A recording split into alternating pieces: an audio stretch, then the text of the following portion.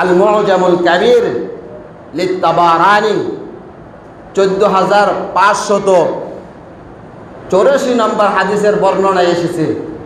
আব্দুল্লাহ ইবনে আমর আন নবী সাল্লাল্লাহু আলাইহি ওয়াসাল্লাম, আব্দুল্লাহ ইবনে আমর রাদিয়াল্লাহু তাআলা আনহু বর্ণিত, তিনি বলেন যে ক্বালা ইন্নাল মালায়েকাতা, আল্লাহর হাবিব সাল্লাল্লাহু আলাইহি ওয়াসাল্লাম বলেছেন যে ইন্নাল মালায়েকাতা ক্বালাত, ফেরেশতারা আল্লাহ তাআলার কাছে আরজি পেশ করছে, তাদের মনের কি আরজি পেশ করেছে। ক্বালাত ইয়া রাব্বানা আতাইতা বানি আদম আদ-দুনিয়া,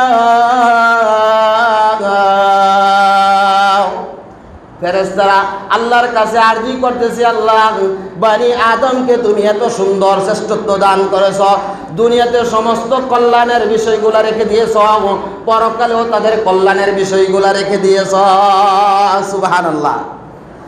ইয়াকুলুনা ফিহা ওয়া ইয়াশরাবুনা ওয়া ইয়ালবাসুনা, ফেরেশতারা বলতেছে আল্লাহর কাছে, আল্লাহ গো বনি আদমের জন্য তুমি দুনিয়াতে কত সুন্দর খাবারের ব্যবস্থা করে দিয়েছো। আল্লাহু আকবার।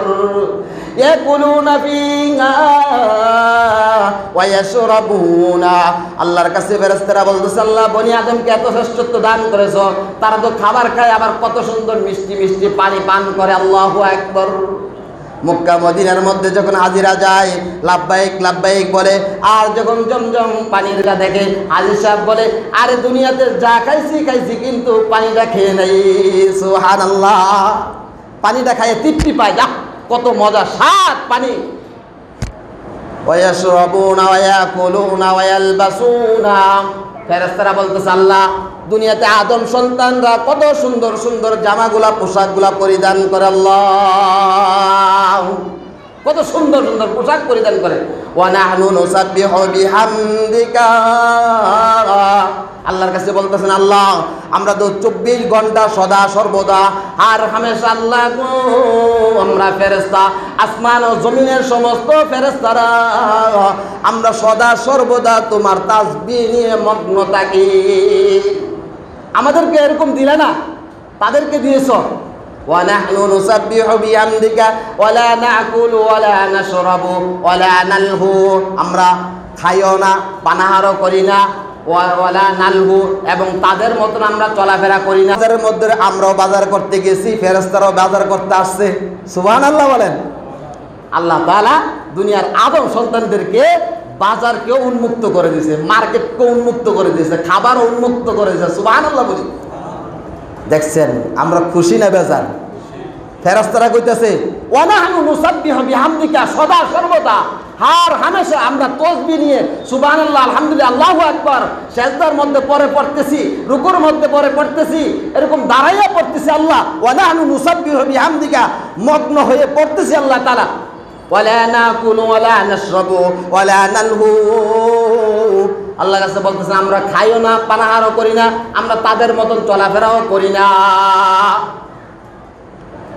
ফামা কানা জাআলতা লাহুদ দুনিয়া ফাজআল লানাল আখিরাতা, আল্লাহ তাআলা কাছে ফেরেশতারা বলতেছে আল্লাহ মানুষের জন্য আদম সন্তানদের জন্য তুমি এমন এমন বিষয়গুলো তুমি রেখে দিয়েছো যা আমাদের জন্য রাখো নাই, আমাদের জন্য তুমি এমন এমন বিষয় রাখো নাই। সুবহানাল্লাহ। এমন এমন বিষয় কি বানি আদমের জন্য কি রেখে দিয়েছো, আর আমাদের জন্য এমন এমন বিষয়গুলো রাখো নাই, তাদেরকে এত শ্রেষ্ঠত্ব দান করলা। সুবহানাল্লাহ। قال لأجعلوا صالح ذريتي من خلقت بيدي, আল্লাহ তাআলা বলতেছে আল্লাহ তাদেরকে তো দুনিয়ার মধ্যে এমন এমন দিছো, আখিরাতে দিছো, আমাদের জন্য একটু আখিরাতে রাখো না। সুবহানাল্লাহ বলেন।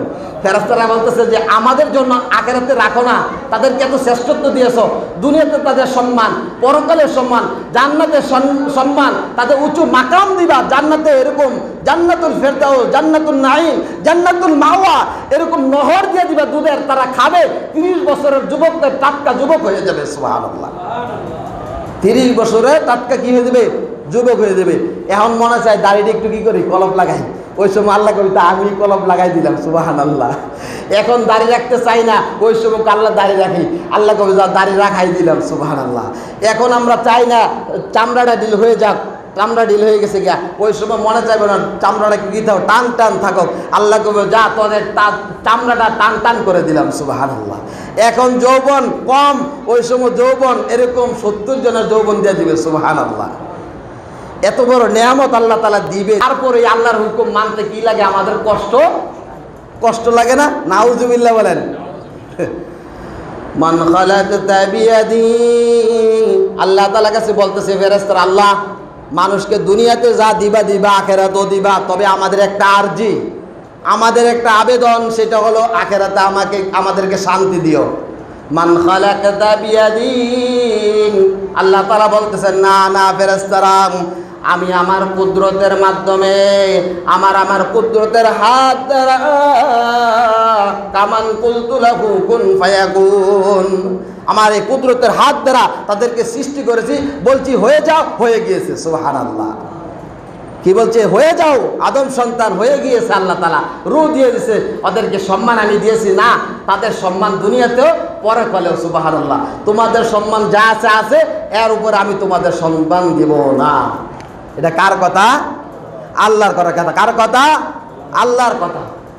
তাহলে আল্লাহ তাআলা মানুষকে এত সুন্দরভাবে সুষ্ঠুভাবে এখন নিখুঁতভাবে সৃষ্টি করার পরে, আল্লাহর জমিনে বসবাস করার পরে, আসমানের নিচে জমিনের নিচে আল্লাহর জমিনে বসবাস করার পরে আল্লাহ তাআলা বিশ্ব নবী মুহাম্মদ রাসূলুল্লাহ সাল্লাল্লাহু আলাইহি ওয়াসাল্লামের মাধ্যমে 114টা সূরা এবং 6666টা আয়াত নাযিল করেছে।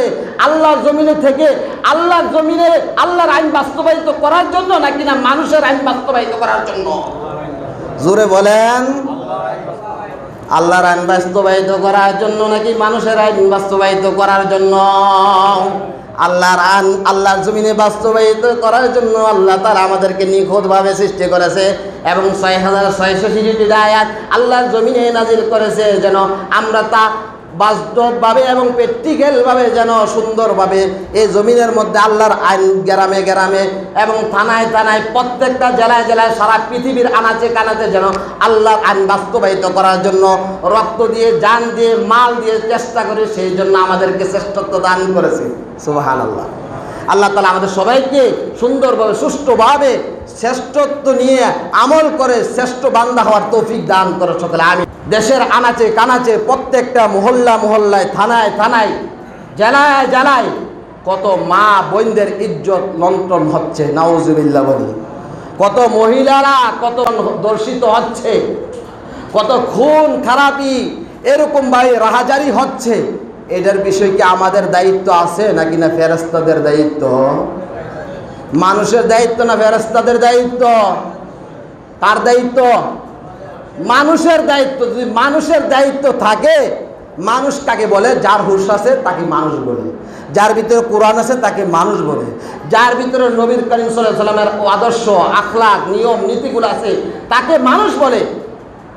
আর যার ভিতরে এগুলা নাই তাকে বলে উলাইকা কাল আনআমি বাল হুম আযাল। আল্লাহ তাআলা বলতেছেন সে হলো চতুষ্পদ জানোয়ার থেকেও নিকৃষ্ট। নাউজুবিল্লাহ। এজন্য আমরা চেষ্টা করব যে ইনশাআল্লাহ আমাদের মহল্লার মধ্যে আজকে জিনা হচ্ছে না, ব্যভিচারী হচ্ছে না, খুন খারাপি হচ্ছে না, দর্শন হচ্ছে না, হ্যাঁ এরকমভাবে বিভিন্ন হত্যা মামলা, এরকমভাবে কত ধরনের অপহরণ, কত ধরনের হামলা মামলা হচ্ছে না। হইতে বেশি সময় লাগে ব্যবসায়িক সোহাগ। ব্যবসায়িক কি নাম? কি ব্যবসায়ী সোহাগ। তার কাছে চান্দা চেয়েছে 2 লাখ টাকা না কত টাকা। যাই হোক, একটা মানুষ কি মানুষকে হত্যা করতে পারে? মানুষকে হত্যা করতে পারে, কতল করতে পারে, পাথর দিয়ে ইটে মারতে পারে? নাউজুবিল্লাহ বলেন। আইয়ামে জাহিলিয়াতের যুগকে আমরা একবারে ফেল করে ফেলতেছি। নাউজুবিল্লাহ বলেন। আইয়ামে জাহিলিয়াতের যুগে যখন মেয়ে সন্তান হতো, তাদের মেয়ে সন্তানগুলো জীবন্ত তারা কবরস্থ দিয়ে ফেলতো। আর আমরা আইয়ামে জাহিলিয়াত থেকে আরো নিকৃষ্ট হয়ে যাচ্ছি সমাজের মধ্যে। যে একটা মানুষ সে ব্যবসা করতেছে, সে বিজনেস করতেছে, ভালোভাবে চলতেছে, সে সুখ শান্তি করে চলতেছে, আমার চোখের মধ্যে ভালো লাগে না, আমার চোখের মধ্যে খারাপ লাগে। আমি হাত লড়াই খাইতে পারি না, আমি পাও লড়াই খাইতে পারি না, আমি ব্যবসা বাণিজ্য করে খাইতে পারি না, অর্থনীতি আমি চাকা ঘুরাইয়া খাইতে পারি না। আরেকজনের অর্থনীতির দিকে চোখ রেখে হামলা মামলা করে হত্যা করে, এরকম ভাবে সোহাগের মতন হত্যা করে এরকম ভাবে খাওয়ার জন্য চেষ্টা করে, নাউজুবিল্লাহ বলেন। তাহলে আমরা চতুষ্পদ জানোয়ার থেকে নিকৃষ্ট হলাম না উত্তম হলাম? ওয়ালাকাদ কাররামনা বানি, আল্লাহ তাআলা সম্মানিত করছে মানুষকে। মানুষ আজকে এত কেন জুলুম, নির্যাতন, অপমান, অপদস্থ, এত রাহাজারি? মানুষ কোরআন মানে না। আল্লাহর জমিনে যে আল্লাহর হুকুম বাস্তবায়িত করত, প্রত্যেকটা ঘরের মধ্যে শান্তি বিরাজ করত, ঠিক কিনা বলেন? প্রত্যেকটা ঘরের মধ্যে শান্তিতে বসবাস করত। কারো ইজ্জত নিয়ে এরকম চিন্তা করতে হতো না, কারো জান নিয়ে কোনো চিন্তা করতে হতো না, কারোর ব্যবসা বাণিজ্য অর্থনীতি নিয়ে চিন্তা ভাবনা করতে হতো না। সকলে চিন্তা করত আর ইসলাম যেহেতু আছে ঘরের মধ্যে, ইসলামে আমার জান মাল ইজ্জত সমস্ত সম্পদের পাহারা দিতে করবে। সুবহানাল্লাহ। রাসূল সাল্লাল্লাহু আলাইহি ওয়াসাল্লামের যুগে ওমর রাদিয়াল্লাহু তাআলা, আমরা জানি ওমর রাদিয়াল্লাহু তাআলার জীবনে একটা এরকম বিচার আসে নাই, একটা হুরের বিচার আসে নাই, জিনার বিচার আসে নাই, বেবিচারের বিচার আসে নাই। জানে যে ওমর যদি জানে, ওমর কেল্লা শরীর থেকে আলাদা করে ফেলবে। একজন লোক গেছিল না বিচারের জন্য, রাসূল সাল্লাল্লাহু আলাইহি ওয়াসাল্লামের কাছে গেছে বিচার জন্য, রাসূল সাল্লাল্লাহু আলাইহি ওয়াসাল্লাম বিচার করে দিয়েছে। মুসলমানদের পক্ষে না যাওয়ার কারণে রায় মুসলমান যে ওমর রাদিয়াল্লাহু তাআলার কাছে গিয়েছে বিচার, ওমর আমাদের বিশ্বনবী আকায়ে নামদার তাজদারে মদিনা সাইয়্যিদুল মুরসালিন, তিনার পর আর নবী আসবে না, তিনাকে শ্রেষ্ঠত্ব দিয়ে আল্লাহ তাআলা দুনিয়ার জমিনে প্রেরণ করেছে। তিনার কাছে বিচারের জন্য গিয়েছিলাম। আমার পক্ষে, আমি মুসলমান, আমার পক্ষে রায় না দিয়ে তিনি একজন ইহুদির পক্ষে রায় দিয়েছে, এই বিচারটা সঠিকটা করে দাও। ওমর রাদিয়াল্লাহু তাআলা বলতেছেন, তুমি একটু দাঁড়াও, তোমার বিচারটা সঠিক করার জন্য আমার নাঙ্গা তরবারিটা ঝুলাই রাখছি, আসতেছি, একটু দাঁড়াও।